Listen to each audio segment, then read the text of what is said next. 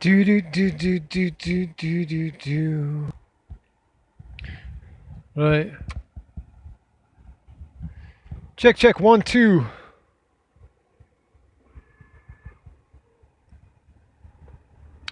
It is All Saints. It is All Saints Day today. Also known as the Day of the Dead, depending upon which country, which culture, which philosophy, and which religion that you choose to follow. You have to make a choice, so you have to choose to follow one of them. Because you have to belong to a community, because if you don't belong to a community, if you don't belong, then you don't feel part of anything, and if you don't feel part of anything, you're disconnected. If you're disconnected, you can't connect, and you can't do anything. That's the way it works. Right, did it, done. Drop the mic. We can end it there.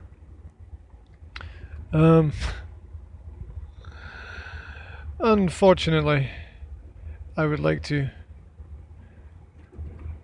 ramble on about a few more things. What's all this dressed in black stuff? Really, what is all that about?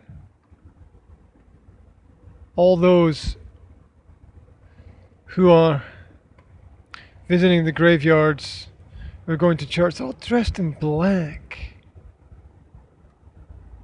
Can you think of anything more depressing? Right, what's this woman doing? Pick needles off of a pine tree.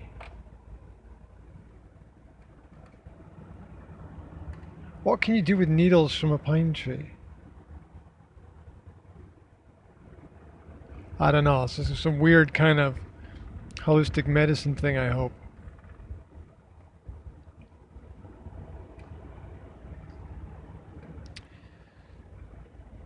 But more exists in what we don't understand than what we do, so let's try to focus on the positive. Let's see. Okay. It's a national holiday today in Slovakia. What that means is that people do even less work than usual.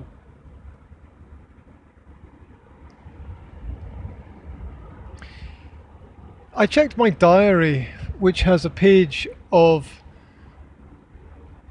European and international holiday days, which is kind of important if you've got a business. You need to know which days are holidays in which countries so that you can plan your work more effectively. And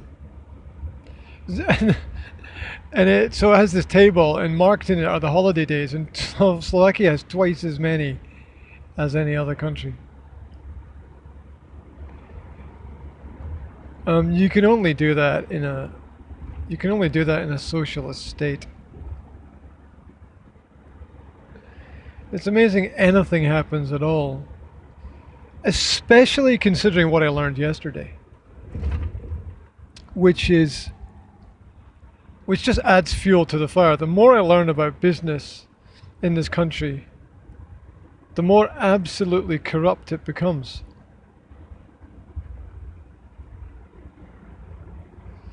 Now, I'd pretty much figured out that everything was 100% corrupt before, but now this has taken it to a new level.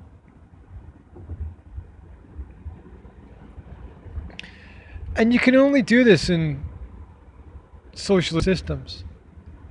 You can't do this in the free market because your business will collapse and nobody will want to work with you if you start engaging in crime. And no one wants to do anything because the system feeds itself, and no one wants to do anything because they don't want their car to be set on fire. And if you think I'm joking, the local newspapers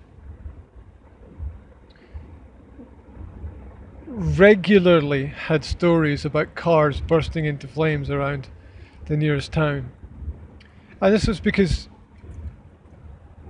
people were...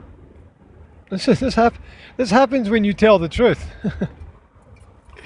When you tell the truth, you wake up the next day and your car has been toasted.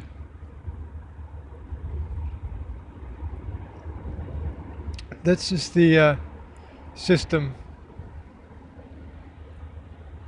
that we live within here. I mean, it's dark. You want to live on the dark side. You know, run a business in a post-communist system where they're pretending that they're post-communist. Try to do it. Try to set it up. I've been running mine for 12 years now. I've watched 99% of the other businesses. I'm not joking. 99% of the other businesses crumble and fail simply because they try to be honest and they couldn't gain any traction with that honesty. It used to happen before that the mafia would come and knock on your door with big baseball bats and say, give us money for protection. Protection from themselves, of course. Now they have more intelligent ways of organizing things. No, that's not right. It's not more intelligent. Now they have more invisible ways of organizing things. They have more systems that people can't really observe. The overt crime became covert crime.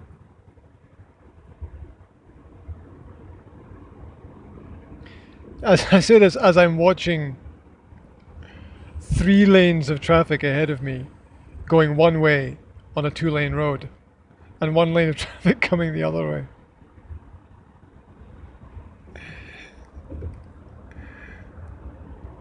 The people live like they're in some kind of computer game.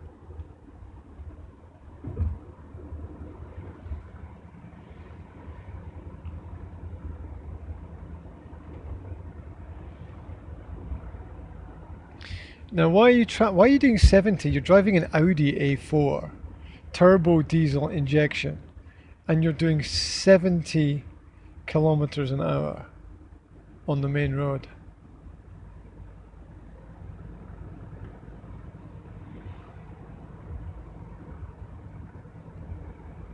I don't know, you're either transporting eggs or...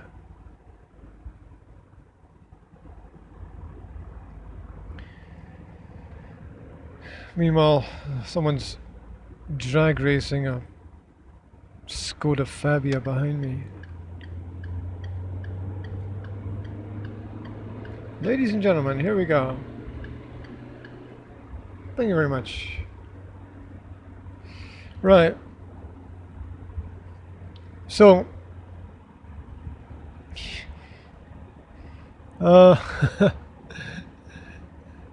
not only are people involved in the basic tax avoidance scams, or the money back scams, which are even bigger, where you make contracts for work that never happened and you claim tax back from the government for work that never happened. You can make millions doing that. And you can only do that in a socialist-based system. Only in a socialist-based system can you get money for nothing. That's why socialism is F-U-C-K-E-D. That's why the world is headed for hell if we don't escape the socialist propaganda, the socialist agenda, the sugar coating on the poison pill of reality that we have to navigate. The number of people that don't understand that their job is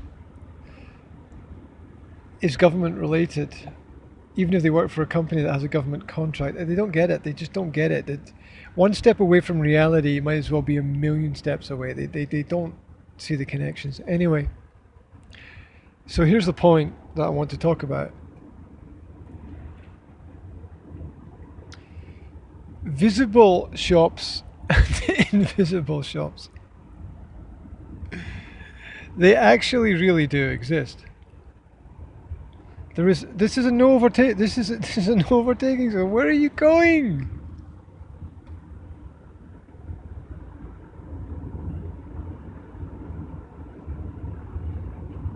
I don't understand.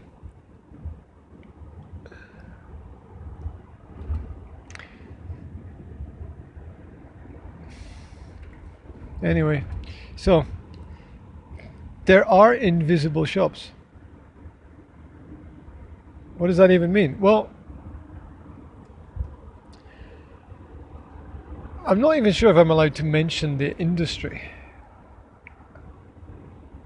Of course I'm allowed to mention the industry because nobody cares. Nobody listens.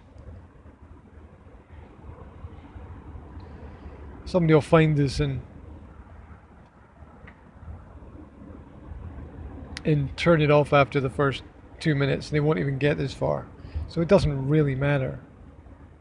We might as well just put everything out and let the chips fall where they may. So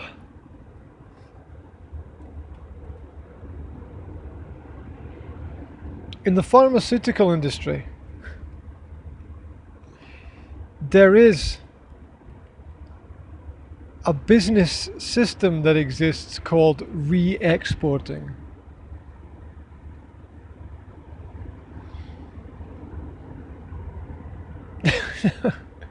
What a term, re-export. I mean, when I heard the term, it really confused me. I mean, so obviously export would be sent to another country. Re-export would be sent from that other country to another country. Basically. So what you're doing is you're selling twice. Well, how can you sell something twice? Surely if it's bought, right? How can you sell a product twice? The same product. How can you sell it twice, especially if it's a real product? They truly have thought of everything, haven't they? They truly have thought of everything. How can you do it? Well, this is how you do it.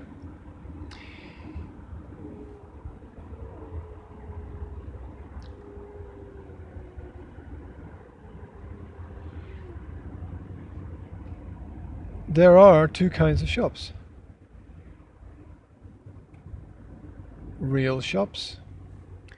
Now, these are called kameni obhod. This is a I call this there's no translation into English of kameni obhod. Well, it would translate it to stone shop, but what it means is a walk-in business, a retail outlet, a place where you walk in, you buy something, you walk out, right? And then there are, let's call them walk-in business. Then there are non-walk-in businesses. These are invisible shops. These are spaces or places that are registered as shops, but they're not actually shops. There are places where goods arrive. They theoretically get sold. So what happens is prescriptions get created. Yeah, you think doctors are nice people. Well, there's nothing that any doctor that I know wouldn't do for a couple of €1,000 extra a month. And we're talking about a €1,000,000 business here. So even if it's not, paid cash in hand, it's services, goods, gifts, whatever. Doesn't really matter. Anyway, so the goods arrive and prescriptions are created and the goods are sold, for which the company can claim insurance. So they're making their profit not from the actual selling, because no money is changing hands, but from the insurance benefit they get from the from the so-called sale of the product, which in fact never gets sold, never leaves the box. And this happens with whole boxes of products. This happens with whole container loads, lorry loads of products that are medicines, of course. So the prescriptions get created, the medicines get theoretically sold. No money change. You can make money change hands if you want. It doesn't have to. You can do it without.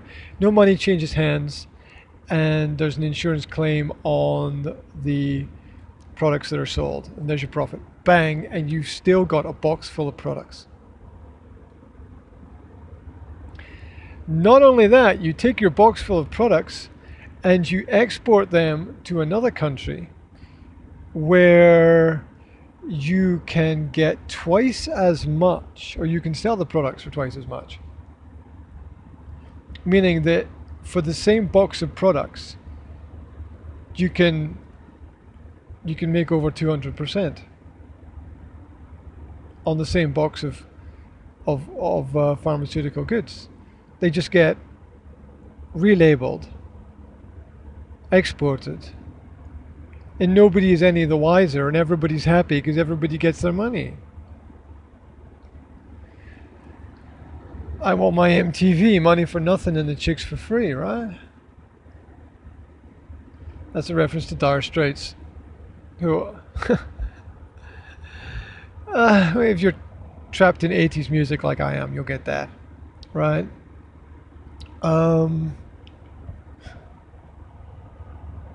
So that's how it works. And everybody knows who's doing it because apparently in the center of the town where I work, there are officially 30 chemist shops, but actually there's only 20.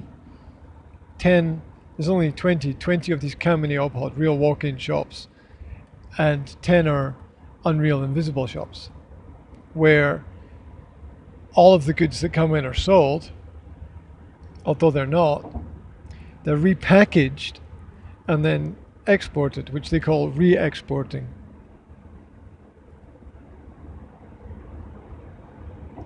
Which just means selling again the same product. Now, if you could actually theoretically just continue to resell the same product. As far as I'm aware, there's nothing to actually stop that from happening. You can just continually resell the same product. So you could take your pharmaceutical, they thought it would, you know,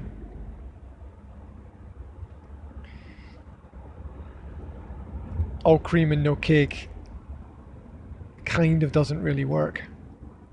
So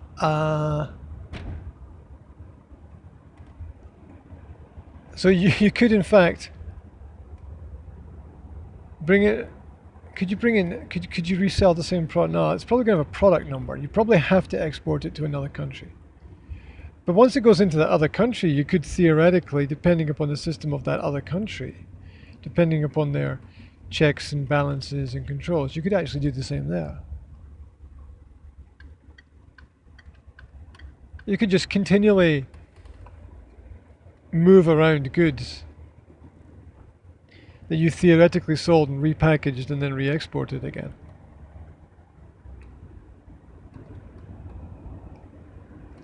Now, I met someone who owned a number of chemist shops a few years ago, and he was the dodgiest character. He was jammy donut dodgy. He was, you wouldn't turn your back on him for half a second. He was the father of someone I was dating at the time. I mean, red flags. Red flags. What's the collective name for a group of flags? a fandom of flags. I don't know. So anyway,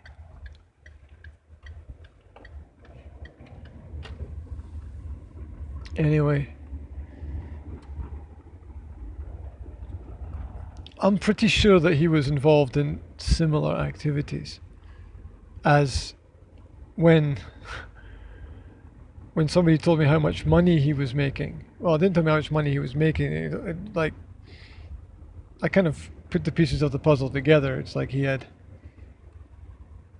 2 houses and was paying off mortgages on them, and the 2 houses were like castles and yada yada. So obviously he was making a fortune. Which you can't do in a legal business here. It can't be done. Anyway, one day he disappeared and they found his body in the forest in another country. I was not surprised. I was sorry for those that he was supporting, like his family and stuff, but I can't say that I was overly shocked or felt that much, because this guy was not a nice character. I don't mean he was vindictive and vicious. I just mean that he just wasn't someone that you could trust.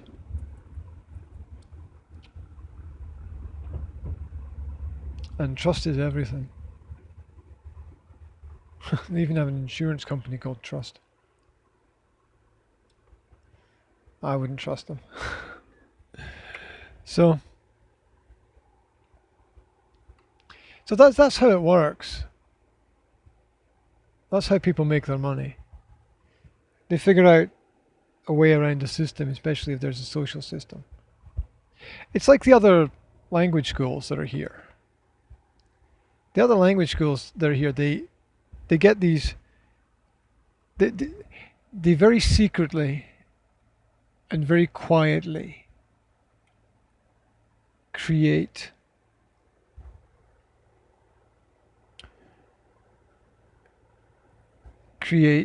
sponsorship projects from local government for language schools. It's like, we need to attract more people to study languages, so here's money for building a technical room in your school if you have so many students, yada yada yada. And they keep it quiet, they don't tell anyone about it, and they gift it out to their friends so their friends can expand their businesses. And I know these schools that have these technical rooms full of the latest equipment that nobody ever uses. And I know that I use my technical equipment all the time, and I don't have enough money to buy the technical stuff that I need, and I'm almost at the point where I'm resoldering wires together to make everything work sometimes. Shoestring budget and all. Which is kind of what makes it entertaining and exciting, I suppose. But and that's what you get if you choose the hard road. So the odd thing is that I just realized that because it's a national holiday today, I can park my car closer to my office than usual, because I can sort of park anywhere. And because the office is in the center and parking is a problem, but it's not really a problem. It's the fact that there are too many cars. But anyway, I have actually just parked outside of the house, directly opposite the garage of the man who disappeared and was found in the forest. The house is huge.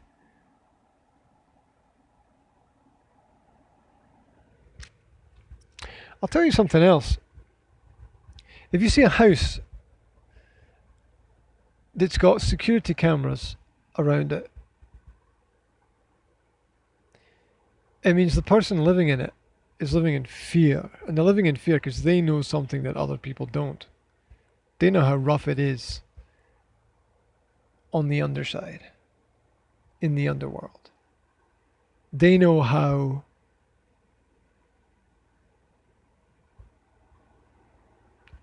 business works. They know where the back doors are. They know how the backhanders work. They know. And that's why they have the cameras. Because they're protecting themselves from their friends, the people they do business with. Because they know that they can't trust them.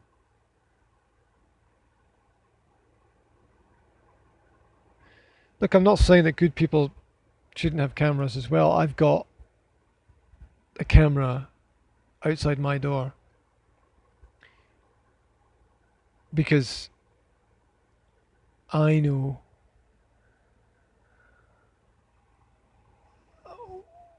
that that's going to stop some people. It's actually going to encourage others, but never mind. Never mind about that. Be aware that the average person just doesn't know what's going on the other side.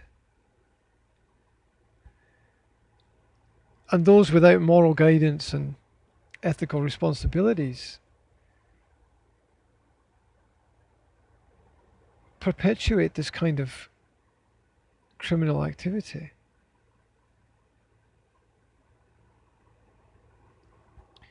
To the extent that that nobody can live without it. It becomes a sustenance and support for everything.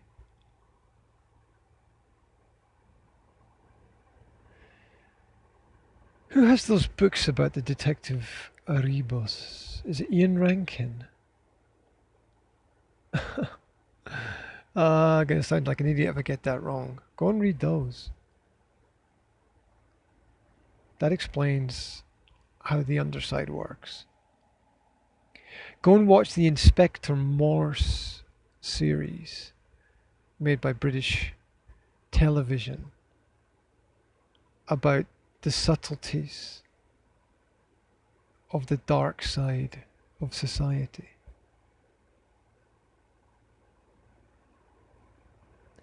You know, true crime is not done in the darkness or the dead of night. True crime is right in front of us. But most of the time we're just too fucking distracted to even recognize it's there, to even see it for what it is.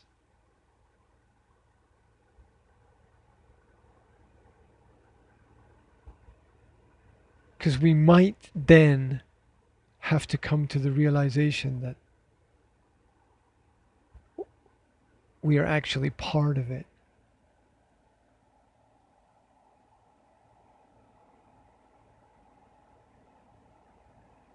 Most people are far too scared to observe life through that kind of lens. Anyway, wherever you are, whatever you're doing, I wish you a fantastic day. And this was another Drivecast. Thoughts on the move. Stay cool.